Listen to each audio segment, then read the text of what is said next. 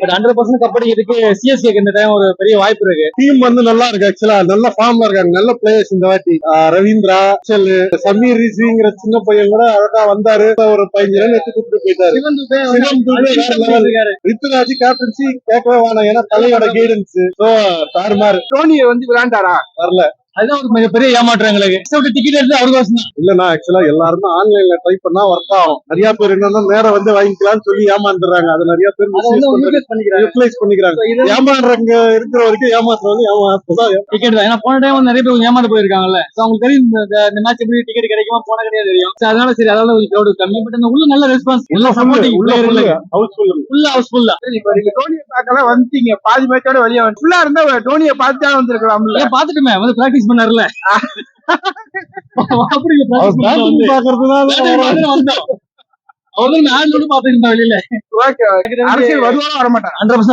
தோனி மாதிரி ஒரு கேப்டன் பார்க்க முடியாது. ஏன்னா நமக்கு வேர்ல்டு கப் வாங்கி கொடுத்துருக்காரு, T20 வேர்ல்டு கப் வாங்கி கொடுத்துருக்காரு, சிஎஸ்கேக்கு கப் வாங்கி 5 வாட்டி கப் வாங்கி கொடுத்துருக்காரு. இதுல என்ன வேணும் சொல்லுங்க. 2022 குஜராத் 23 நம்ம வந்தோம் சென்னை சூப்பர். 2024 சூப்பர் கிங்ஸ் தான் அடிக்கும்னு எதிர்பார்க்கிறேன். தோனி வராதுதான் கொஞ்சம் கவலையா இருக்கு. நல்லா விளையாடிட்டு இருக்காங்க.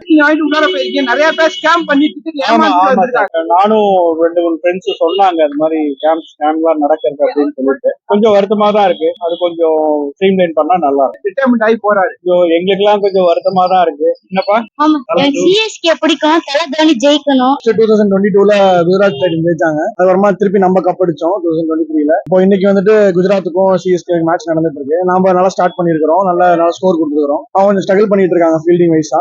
நம்ம சைட்ல இருந்து எல்லாமே கரெக்டா போயிட்டு இருக்கு. பவுலர்ஸ் டைட்டா போட்டு பேக் பண்ணிட்டு இருக்காங்க. இந்த தடவை குவாலிஃபைஸும் ஃபைனல்ஸும் சென்னையில தான் நடக்கதா சொல்லியிருக்காங்க. சோ கண்டிப்பா இந்த தடவை நம்ம தான் கப் அடிக்கும். தோனி வந்து இந்த சீசனோட ஆக்சுவலா அவருக்கு வயசுங்கிறதோட அவரோட எக்ஸ்பீரியன்ஸ் வந்துட்டு இதுக்கு மேல அவரே வச்சுட்டு இருக்க முடியாது. அடுத்த பிளேயர்ஸை கொண்டு வரணும் அவரு. சோ இருக்கிற வரைக்கும் அவர் இருந்துட்டாரு. அவரோட கைடன்ஸ் எல்லாரும் கிடைச்சிருச்சு. டீம் செட் ஆயிடுச்சு, ஸ்ட்ராங் ஃபவுண்டேஷன் கொடுத்தாங்க. பேக் எண்ட்ல இருந்து ஒர்க் பண்ணு சொல்லிருக்காரு. சிஎஸ்கே விட்டு வெளில போக மாட்டேன்னு இருக்காரு. சோ பிராவோ மாதிரி பவுலிங் கோச் ஆஸ்திரேலியன் மாதிரி அவரும் கூட இருந்து டீமை டைட் பண்ணி கொடுப்பாருன்னு நினைக்கிறேன். இல்ல டூப்ளிகேட் டிக்கெட்டுங்கிற மாதிரி அது நடக்குது சார். அது ஆக்சுவலா எனக்கு வரல. நான் வந்துட்டு எங்க ஃப்ரெண்ட்ஸ் டிக்கெட் என்ன புக் பண்ணி வாங்கிட்டோம். மற்றபடி இருக்கிற லோக்கல் யாராவது அந்த மாதிரி பண்ணுவாங்க. அது போன தடவை நடந்துருச்சு நிறைய தடவை.